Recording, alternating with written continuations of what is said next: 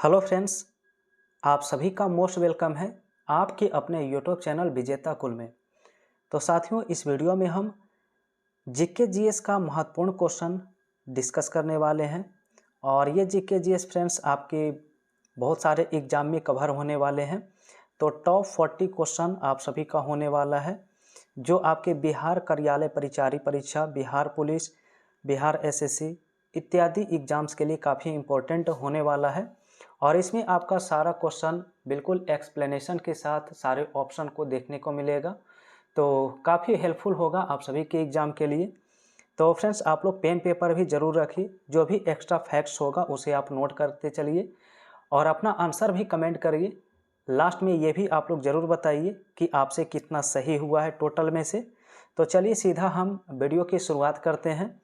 और उससे पहले एक इन्फॉर्मेशन आप सभी को बता दें। तो फ्रेंड्स, आप सभी का क्लास लाइव होता है रात 8 बजे।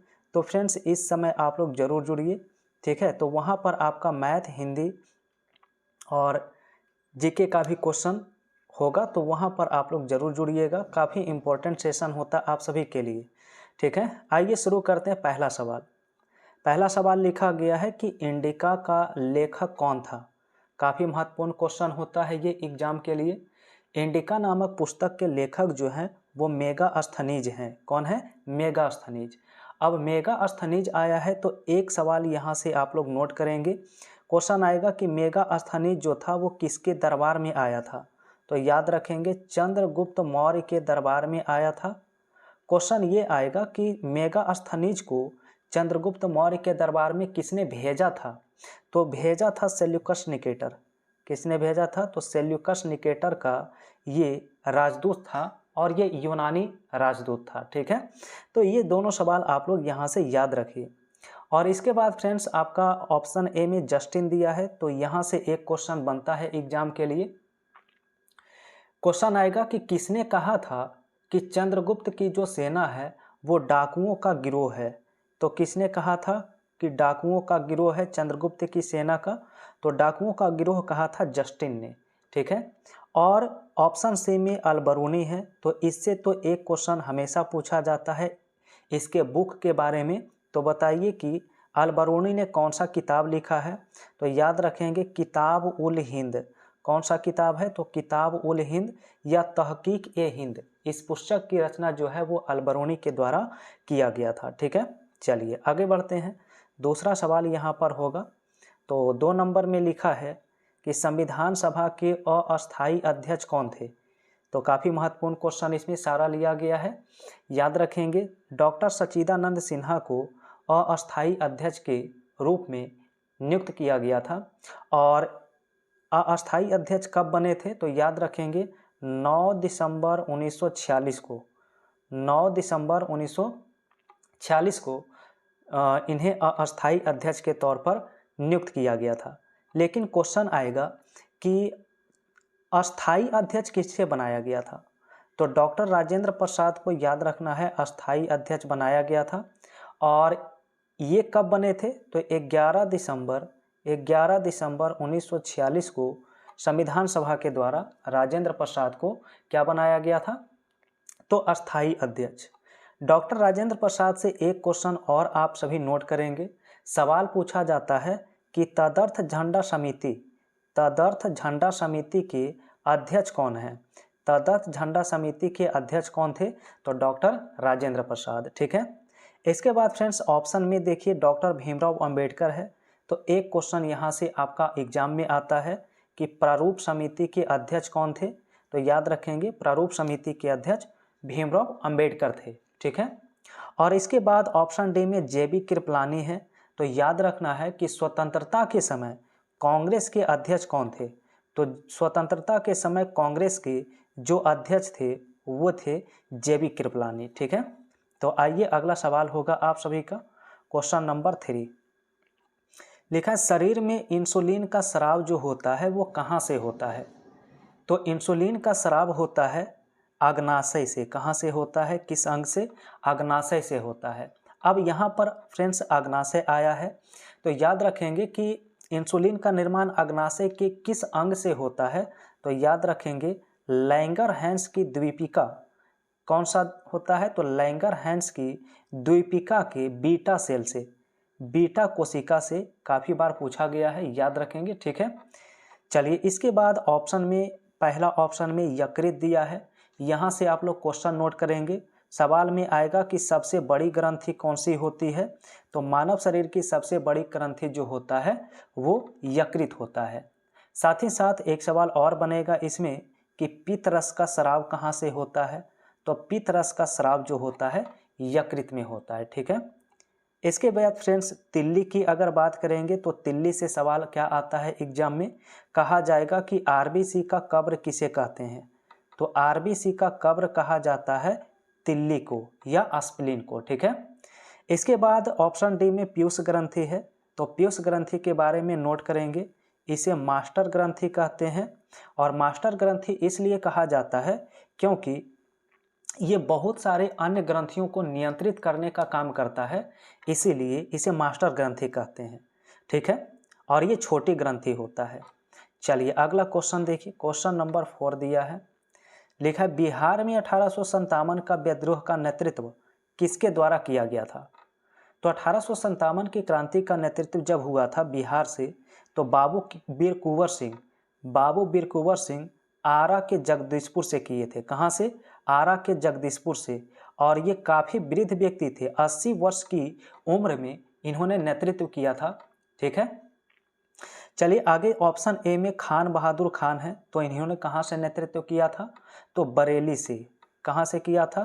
तो याद रखेंगे बरेली से जो है खान बहादुर खान ने नेतृत्व किया था।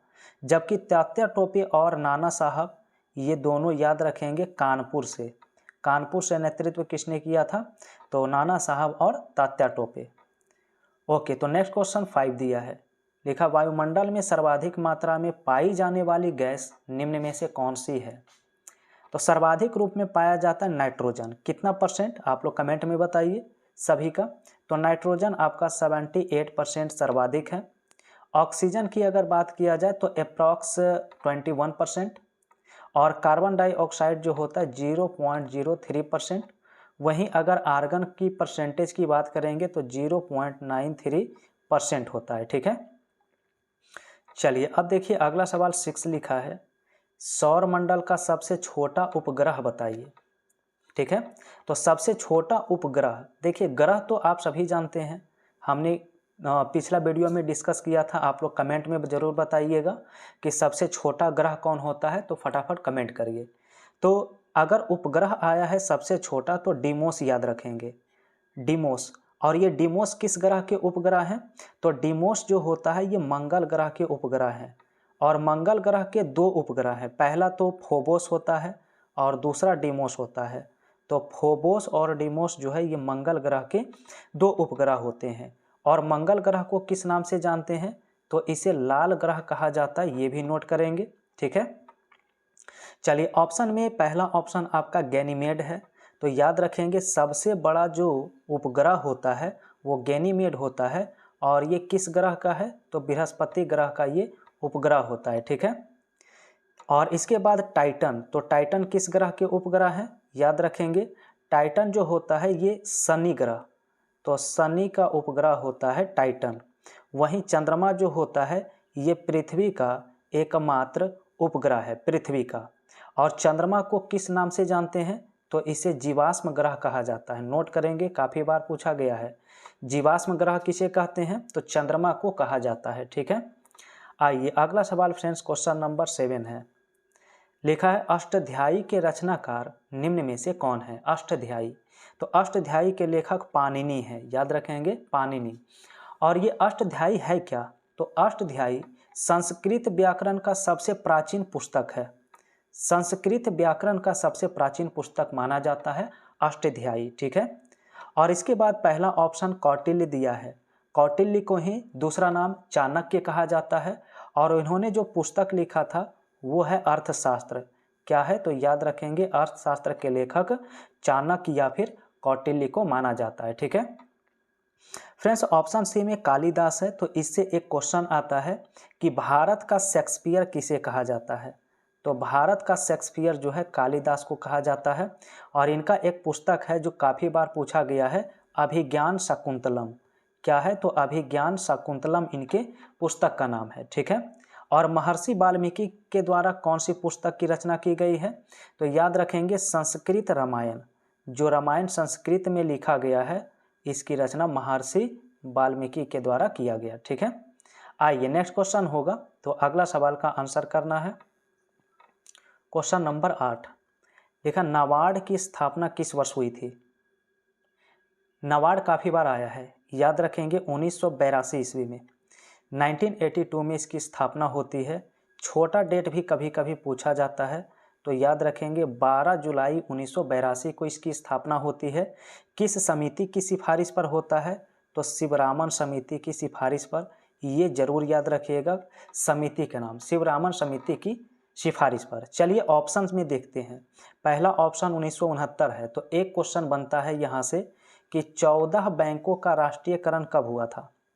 तो 14 बैंकों का जो राष्ट्रीयकरण किया गया था 1969 में। ऑप्शन सी में 1991 है, तो यहाँ से याद रखना है कि भारत में नई आर्थिक नीति कब आया था, कब लागू हुआ था। नई आर्थिक नीति जिसे एलपीजी कहते हैं, एलपीजी के नाम से जानते हैं, लिबरलाइजेशन, प्राइवेटाइजेशन और ग्लोबलाइजेशन। तो ये 1991 में आया था नई आर्थिक नीति। और 1935 में क्या हुआ था, तो काफ़ी महत्वपूर्ण क्वेश्चन याद रखेंगे। आरबीआई की स्थापना, रिजर्व बैंक ऑफ इंडिया की स्थापना कब की गई थी, 1935 में, ठीक है। चलिए नेक्स्ट क्वेश्चन होगा, क्वेश्चन नंबर 9। लिखा मौर्य काल में प्रांतीय शासन का प्रमुख सामान्यतः कौन होता था। तो मौर्य काल में अगर देखा जाए तो प्रांतीय शासन का जो प्रमुख हुआ करता था, ठीक है, उसे कहते थे कुमार या फिर आर्यपुत्र। कुमार या फिर आर्यपुत्र कहा जाता था, ठीक है। ऑप्शन ए में दंडपाल दिया है, तो दंडपाल जो होता था ये वरिष्ठ पुलिस अधिकारी होता था। जो वरिष्ठ पुलिस अधिकारी होता था उसी को दंडपाल के नाम से जाना जाता था, ठीक है। इसके बाद फ्रेंड्स समाहर्ता क्या था, तो समाहर्ता था राजस्व विभाग का, ठीक है, राजस्व विभाग का अधिकारी होता था। तो राजस्व विभाग के अधिकारी को क्या कहते थे, समाहर्ता कहते थे, ठीक है। चलिए नेक्स्ट क्वेश्चन का आंसर करना है, सवाल नंबर 10 है। तो इसमें लिखा है कि 14 जून 1947 को जब भारत के विभाजन का प्रस्ताव पारित हुआ था, उस समय बैठक की अध्यक्षता किसने किया था। और इसका आंसर अभी हम बता चुके हैं कि इसका राइट आंसर क्या होगा। तो यहाँ पर जेबी कृपलानी उस समय इसकी बैठक की अध्यक्षता किए थे। आंसर इसका सी करना राइट है, ठीक है। चलिए अगला सवाल आप सभी का क्वेश्चन नंबर 11 आ चुका है और इसमें डबल स्टार लगाइए। लिखा भारत के किस राज्य में लोकटक झील स्थित है। लोकटक झील कहाँ स्थित है, तो मणिपुर में। किस राज्य में है, मणिपुर में है। और याद रखेंगे कि लोकटक झील पर कीबू लामजाओ दुनिया का एकमात्र तैरता हुआ राष्ट्रीय उद्यान है। तो क्वेश्चन आएगा कि दुनिया का एकमात्र तैरता हुआ राष्ट्रीय उद्यान कौन है, तो केबुल लामजाओ। नोट करेंगे, केबुल लामजाओ जो है वो तैरता हुआ राष्ट्रीय उद्यान है। काफ़ी बार पूछा गया है एग्जाम में, ठीक है। इसके बाद फ्रेंड्स अगर केरल की बात किया जाए तो केरल से नोट करेंगे, सवाल जो बनता है क्वेश्चन आएगा कि पेरियार झील और वेम्बनाड झील, पेरियार और वेम्बनाड झील किस राज्य में है, तो ये केरल में है, ठीक है। उत्तराखंड में कौन सी झीलें स्थित हैं, तो उत्तराखंड में याद रखेंगे नैनीताल, भीमताल, नैनीताल, ठीक है, भीमताल, ये सभी जो स्थित है ये उत्तराखंड में स्थित होता है, ठीक है। चलिए तो आगे बढ़ते हैं। आप लोग राजस्थान का झील का नाम कमेंट में बताइए। क्वेश्चन नेक्स्ट है, लिखा अष्टाध्यायी नामक प्रसिद्ध पुस्तक के लेखक कौन है। अब इस सवाल का आंसर तो अभी इसके पहले हम कर चुके हैं, ये रिपीटेड सवाल यहाँ पर आ गया है। इसका आंसर आप लोग कमेंट में बताइए क्या होगा, ठीक है। चलिए पहला ऑप्शन में बाणभट्ट लिखा है, तो बाणभट्ट किस पुस्तक की रचना किया है, तो याद रखेंगे हर्षचरित। तो हर्षचरित के लेखक कौन है, तो बाणभट्ट हैं। वहीं शूद्रक के बारे में याद रखेंगे, शूद्रक के द्वारा मृच्छकटिकम क्या लिखा गया है, तो याद रखेंगे मृच्छकटिकम पुस्तक की रचना की गई है। और पतंजलि के द्वारा महाभाष्य किसका रचना किया गया, महाभाष्य का। और इसके बाद योग सूत्र का भी पतंजलि के द्वारा महाभाष्य और योग सूत्र लिखा गया है, ठीक है। ये सारा का सारा फैक्ट्स याद रखेंगे। चलिए आगे बढ़ते हैं क्वेश्चन में। सवाल नंबर 13 है, लिखा है कि विश्व पर्यावरण दिवस कब मनाया जाता है। आप लोग अपना आंसर कमेंट करिए, जितने भी ऑप्शन में दिए गए सभी का। तो 13 का राइट आंसर बी हो जाएगा। विश्व पर्यावरण दिवस जो है वो 5 जून को मनाया जाता है। ठीक है। 22 अप्रैल को कौन सा दिवस मनाते हैं, तो पृथ्वी दिवस, अर्थ डे। तो पृथ्वी दिवस 22 अप्रैल को मनाया जाता है। और इसके बाद 11 जुलाई दिया है, तो 11 जुलाई को याद रखना है विश्व जनसंख्या दिवस। विश्व जनसंख्या दिवस 11 जुलाई को। और 16 सितंबर को विश्व ओजोन दिवस मनाया जाता है। क्या मनाते हैं, तो विश्व ओजोन दिवस मनाते हैं। नेक्स्ट क्वेश्चन, सवाल में कि भारत का मैनचेस्टर किसे कहा जाता है। 14 का राइट आंसर क्या होगा। तो फ्रेंड्स, भारत का मैनचेस्टर कहा जाता है अहमदाबाद को। किसे कहते हैं, अहमदाबाद को, क्योंकि ये सूती वस्त्र उद्योग के लिए काफ़ी प्रसिद्ध है। सूती वस्त्र उद्योग के लिए काफ़ी प्रसिद्ध है। ठीक है। चलिए आप लोग कमेंट में बताइए, आपसे एग्जाम में क्वेश्चन आएगा कि उत्तर भारत का मैनचेस्टर किसे कहते हैं। तो याद रखेंगे उत्तर भारत का जो मैनचेस्टर है वो कानपुर को कहा जाता है। दूसरा क्वेश्चन पूछा जाएगा कि दक्षिण भारत का मैनचेस्टर किसे कहते हैं। तो याद रखना है दक्षिण भारत का मैनचेस्टर कोयम्बटूर को कहते हैं। जबकि क्वेश्चन पूछा जाएगा कि सूती वस्त्र की राजधानी किसे कहते हैं, तो क्या आंसर होगा, सूती वस्त्र की राजधानी जो है वो मुंबई को कहा जाता है। तो ये सारा फैक्ट्स आपको याद रखना है। ठीक है। चलिए अगला सवाल आप सभी का यहाँ पर आ चुका है क्वेश्चन नंबर 15 में। सवाल है कि स्वराज पार्टी की स्थापना कब हुई थी। तो स्वराज पार्टी की स्थापना जो है 1923 ईस्वी में किया गया था। क्वेश्चन आएगा कि स्वराज पार्टी की स्थापना किसके द्वारा किया गया था। तो दो व्यक्ति का नाम इसमें याद रखना है, चित्तरंजन दास और मोतीलाल नेहरू। कौन कौन थे, तो चित्तरंजन दास और मोतीलाल नेहरू के द्वारा इनकी स्थापना की जाती है। ठीक है। वहीं आपका ऑप्शन ए में देखिए 1920 है। तो 1920 में कौन सा आंदोलन शुरू हुआ था, हम कई बार डिस्कस किए हैं, असहयोग आंदोलन की शुरुआत 1920 में होता है। 1925 की घटना बताना है, क्या हुआ था इसमें, तो काकोरी ट्रेन डकैती। क्या हुआ था, काकोरी ट्रेन डकैती कब हुआ था, 1925 में। और 1930 में तो आप सभी जानते हैं सविनय अवज्ञा आंदोलन, सविनय अवज्ञा आंदोलन और दांडी मार्च। और दांडी मार्च कब शुरू हुआ था, तो 1930 ईस्वी में। ठीक है। आइए नेक्स्ट क्वेश्चन होगा क्वेश्चन नंबर 16। लिखा है किस धातु को चाकू से भी काटा जा सकता है।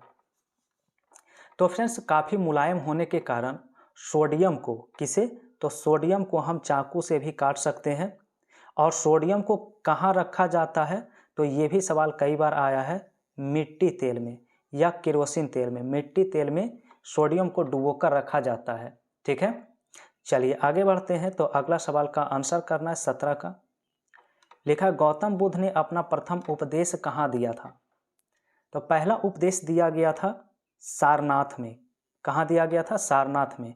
क्वेश्चन आएगा कि महात्मा बुद्ध का जो प्रथम उपदेश था उसे किस नाम से जाना गया।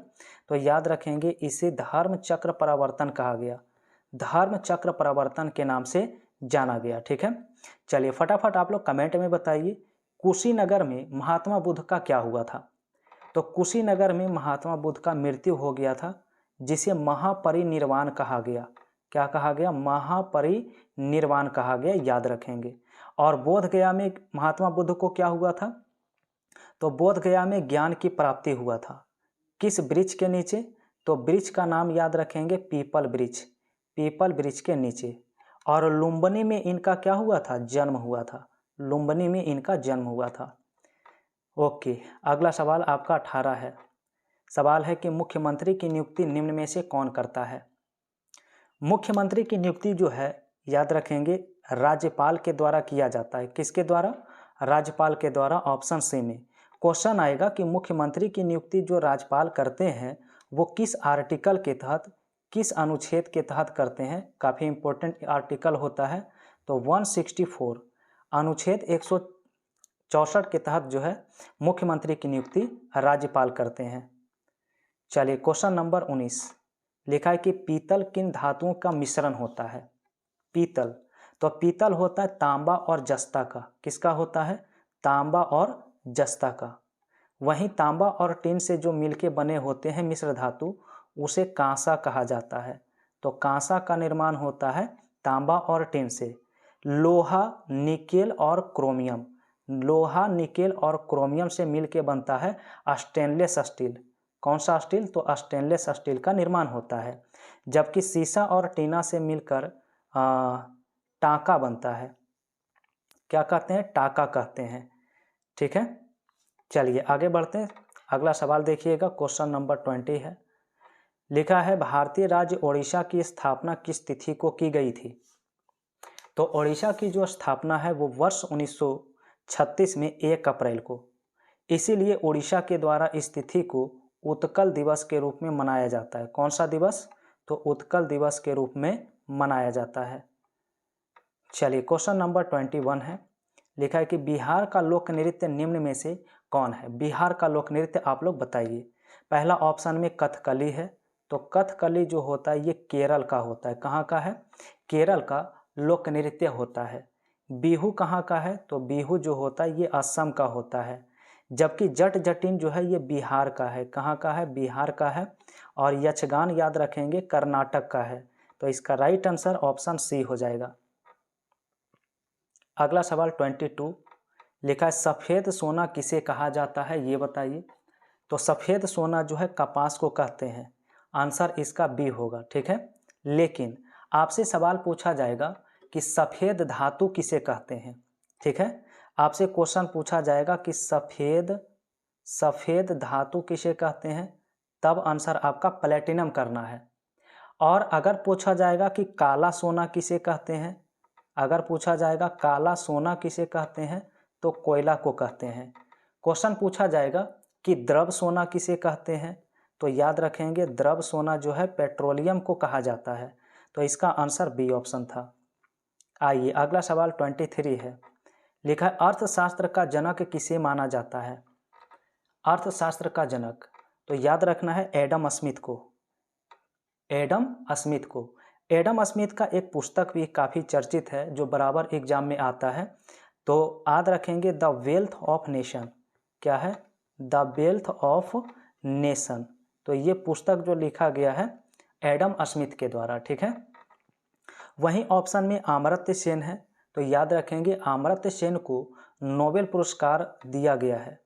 तो नोबेल पुरस्कार कब मिला है? तो वर्ष 1998 में इन्हें नोबेल प्राइज दिया गया है। ठीक है, और फ्रेंड्स यहाँ पर कार्ल मार्क्स जो है, तो इनका एक पुस्तक का नाम पूछा जाता है कि दास कैपिटल के लेखक कौन है। तो दास कैपिटल के लेखक जो है वो कार्ल मार्क्स हैं, याद रखेंगे। ठीक है, चलिए नेक्स्ट सवाल 24 आ चुका है। लिखा है पेनिसिलिन का खोज किसने किया? इसका आंसर कल के वीडियो में भी हम डिस्कस किए थे। आंसर होता अलेक्जेंडर फ्लेमिंग के द्वारा। तो अलेक्जेंडर फ्लेमिंग के द्वारा वर्ष 1928 में जो है पेनिसिलिन की खोज की गई थी। आप लोग बताइए क्वेश्चन में अगर आता है कि चेचक का टीका का खोज कौन किया, तो आंसर क्या होगा? चेचक के टीके का खोज एडवर्ड जेनर के द्वारा किया गया। लुई पास्चर के द्वारा किसका खोज किया गया है? तो याद रखेंगे लुई पास्चर के द्वारा रेबीज के टीके, रेबीज का टीका का खोज और दूध का पाश्चुरीकरण, ये दोनों खोज जो है लुई पास्चर के द्वारा किया गया। आप लोग बताइए क्वेश्चन आएगा कि रॉबर्ट कोच के द्वारा किसका खोज किया गया? तो रॉबर्ट कोच के द्वारा टीबी के बैक्टीरिया का खोज किया गया था। तो नेक्स्ट क्वेश्चन 25 है। भारत में पिंक सिटी के नाम से किसे जाना जाता है, बताइए। तो पिंक सिटी कहा जाता है जयपुर को। किसे कहते हैं? जयपुर को कहते हैं। लेकिन अगर आपसे क्वेश्चन में आएगा कि ब्लू सिटी या सन सिटी किसे कहते हैं, तब आंसर क्या होगा? तो याद रखेंगे जोधपुर को ब्लू सिटी कहा जाता है या फिर इसे सन सिटी कहते हैं। ब्लू सिटी या सन सिटी जोधपुर को कहा जाता है। क्वेश्चन आएगा कि झीलों की नगरी किसे कहते हैं, तो याद रखना है उदयपुर को झीलों की नगरी के नाम से जाना जाता है। क्वेश्चन पूछा जाता है गोल्डन सिटी किसे कहते हैं, तब आंसर क्या याद रखना है? तो गोल्डन सिटी जो है जैसलमेर को कहा जाता है। तो काफ़ी इंपॉर्टेंट क्वेश्चन आप सभी का यहाँ पर दिया गया है। नेक्स्ट क्वेश्चन है 26। लिखा भारतीय संविधान में आपातकालीन प्रावधान जो है वो कहाँ से लिए गए हैं। तो आपातकालीन प्रावधान जो लिए गए हैं वो जर्मनी के वाइमर संविधान से। कहाँ से? तो जर्मनी के वाइमर संविधान से लिए गए हैं। ठीक है, चलिए कमेंट में बताइए अमेरिका से कौन सा प्रावधान लिया गया है, साउथ अफ्रीका से क्या है और ऑस्ट्रेलिया से क्या है, फटाफट कमेंट करिए। यूएसए से एक क्वेश्चन बराबर पूछा जाता है, मौलिक अधिकार। तो मौलिक अधिकार फंडामेंटल राइट्स जो है वो अमेरिका के संविधान से लिया गया है। वहीं दक्षिण अफ्रीका से जो है संविधान संशोधन की प्रक्रिया, संविधान संशोधन की प्रक्रिया। और ऑस्ट्रेलिया से याद रखेंगे समवर्ती सूची, जिस पर केंद्र और राज्य दोनों कानून बना सकती है, समवर्ती सूची। और साथ ही साथ प्रस्तावना की भाषा, साथ ही साथ प्रस्तावना की भाषा जो है वो ऑस्ट्रेलिया से ही लिया गया है। क्वेश्चन नेक्स्ट है 27, लिखा एनीमिया रोग किसकी कमी से होता है। एनीमिया रोग किसकी कमी से होता है? तो याद रखेंगे हीमोग्लोबिन या फिर लोहे की कमी से, हीमोग्लोबिन या आयरन की कमी से जो है एनीमिया रोग होता है। ठीक है, चलिए ऑप्शन में अगर देखा जाए आयोडीन लिखा हुआ है, तो आयोडीन की कमी से क्या होता है? तो घेंघा या फिर ग्वाइटर, घेंघा या फिर ग्वाइटर नामक रोग हो जाता है। ठीक है, कैल्शियम की अगर कमी हो जाए तो कैल्शियम की कमी होने से हड्डी कमज़ोर हो जाती है, हड्डी क्या होती है? कमज़ोर हो जाती है। चलिए नेक्स्ट क्वेश्चन आएगा आप सभी का 28 में। लिखा है महात्मा गांधी के राजनीतिक गुरु कौन थे।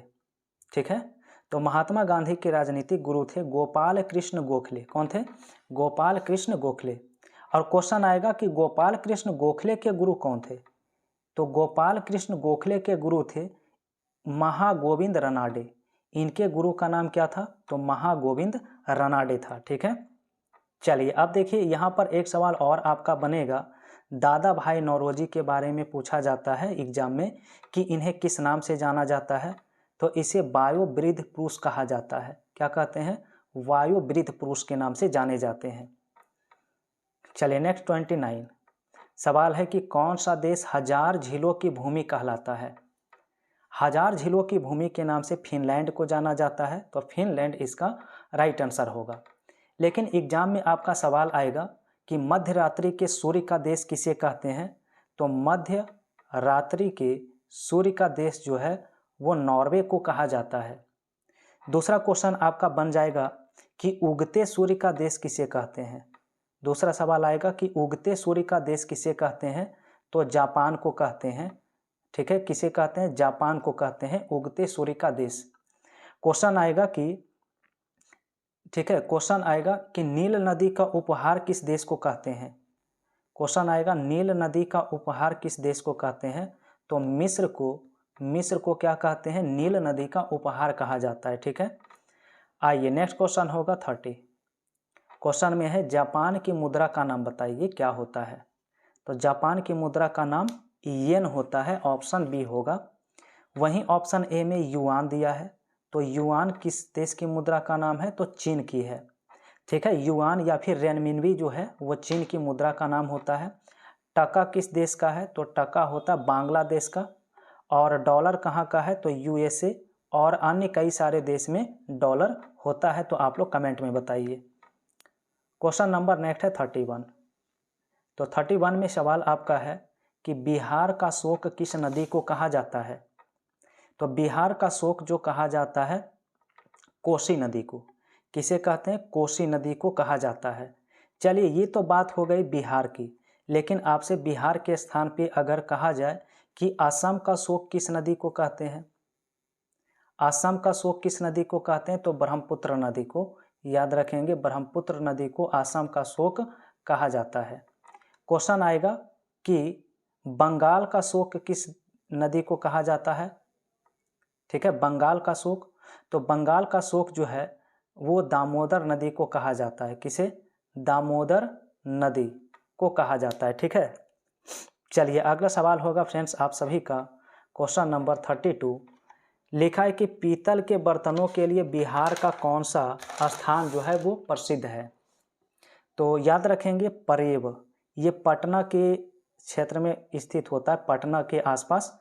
तो पीतल के बर्तन के लिए बिहार का ये प्रसिद्ध स्थान होता है। ठीक है, वहीं मुंगेर किस लिए प्रसिद्ध है? तो बंदूक फैक्ट्री के लिए और सिगरेट फैक्ट्री के लिए। तो बंदूक और सिगरेट फैक्ट्री के लिए प्रसिद्ध यहाँ पर मुंगेर है। गया किस लिए प्रसिद्ध है? तो याद रखेंगे धार्मिक पर्यटन स्थल के लिए। धार्मिक पर्यटन स्थल के लिए गया प्रसिद्ध है, जिसमें आपका विष्णुपद मंदिर, बोध गया इत्यादि यहाँ पर कई सारे धार्मिक पर्यटन स्थल स्थित हैं। ठीक है, आइए अगला सवाल आप सभी का नेक्स्ट है। लिखा मानव शरीर का सामान्य तापमान कितना होता है? तो मानव शरीर का सामान्य तापमान जो होता है सेल्सियस में 37 डिग्री सेल्सियस और केल्विन में 310 केल्विन, जबकि फ़ारेनहाइट में पूछा जाएगा तो 98.6 डिग्री फ़ारेनहाइट। यानी कि ए और सी दोनों सही होगा, तो इसके लिए ऑप्शन डी मार्क करना होगा। क्वेश्चन नेक्स्ट है 34। लिखा है असहयोग आंदोलन कब वापस लिया गया था? तो असहयोग आंदोलन वापस लिया गया था सन 1922 ईस्वी में। और किस लिए वापस लिया गया था? क्योंकि चौरा चौरी कांड जो हो गया था, तो चौरा चौरी कांड होने के कारण जो है इस घटना से आहत होकर गांधी जी ने इस आंदोलन को स्थगित कर दिया। क्वेश्चन नेक्स्ट है 35। लिखा ध्वनि की चाल सर्वाधिक निम्न में से किसमें होती है? तो सर्वाधिक जो चाल होता है वो इस्पात में होता है। अगर इस्पात ऑप्शन में नहीं रहेगा तब आंसर वहाँ पर ठोस करना होगा, तो सबसे अधिक इस्पात में होती है। ठीक है, वायु में ध्वनि की चाल कितनी होती है? तो याद रखना है, कई बार ये भी पूछा गया है, 332 मीटर पर सेकेंड। क्वेश्चन पूछा जाएगा कि निर्वात में ध्वनि की चाल कितना होता है? तो निर्वात में ध्वनि की चाल 0 होता है, क्योंकि निर्वात से होकर ध्वनि यात्रा नहीं कर सकती है। तो क्वेश्चन नंबर 36 लिखा है सवाल में कि कंप्यूटर का दिमाग किसे कहा जाता है? तो कंप्यूटर का दिमाग कहते हैं सीपीयू को। सीपीयू का फुल फॉर्म क्या है? तो central processing unit. Central processing unit. Option A में रैम दिया है, तो रैम का फुल फॉर्म क्या होता है? Random access memory. Random access memory, और यह अस्थाई मेमोरी है। कैसा है? तो यह एक अस्थाई मेमोरी होता है। ठीक है, चलिए अगला क्वेश्चन 37 है।